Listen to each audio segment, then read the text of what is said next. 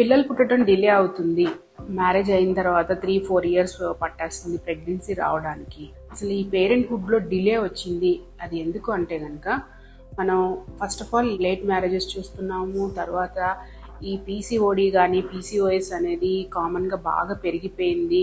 And దాంతోపాటు ఏంటంటే late marriage చేసుకున్న వాళ్ళల్లో కూడా ఎక్కువ మంది జాబ్ గోయింగ్ ఉండటం, వాళ్ళకి ఏంటంటే ప్రెగ్నెన్సీ కోసం ఎక్కువ టైం ఇవ్వలేకపోవడం, అండ్ వైఫ్ అండ్ హస్బెండ్కి మధ్యలో దూరాలు ఉండటం, లేకపోతే లాంగ్ డిస్టెన్స్లో ఉండటం వైఫ్ అండ్ హస్బెండ్, సో వీళ్ళు కలవటం తక్కువ అవటం, వీటి మూలన కూడా ఇప్పుడు మనం ప్రెగ్నెన్సీస్ బాగా డిలే అవటం చూస్తూ ఉన్నాం.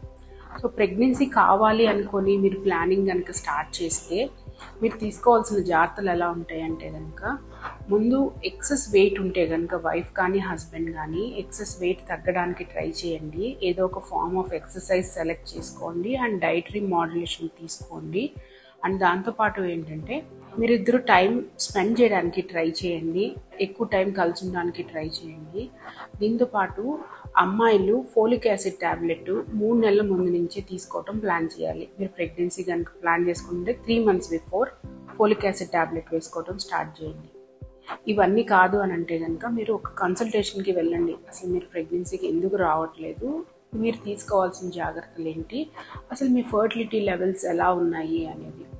30 ఏళ్ళ కన్నా లోపుగా ఉన్న వాళ్ళు కనుక ప్రెగ్నెన్సీస్ కనుక రావట్లేదు అని అనుకుంటే కనుక మీరు కొంత టైం తీసుకొని ఈ డైటరీ ఆల్టరేషన్స్ కానీ ఎక్సర్సైజ్ కానీ స్టార్ట్ చేసుకొని ఫోలిక్ యాసిడ్ సప్లిమెంటేషన్ ట్రై చేయొచ్చండి. 30 కన్నా ఎక్కువ ఏజ్ ఉన్నది అని అంటే కనుక మీరు వెంటనే డాక్టర్ని కలిసి అసలు మీకు ప్రాబ్లం ఎక్కడ వస్తుంది అనేది చెక్ చేసుకుంటే కనుక మీకు ప్రాపర్ రీజన్ దొరుకుతుంది. అండ్ దాంతోపాటు ప్లానింగ్ అనేది ఫాస్ట్గా ఉంటుంది. Thank you.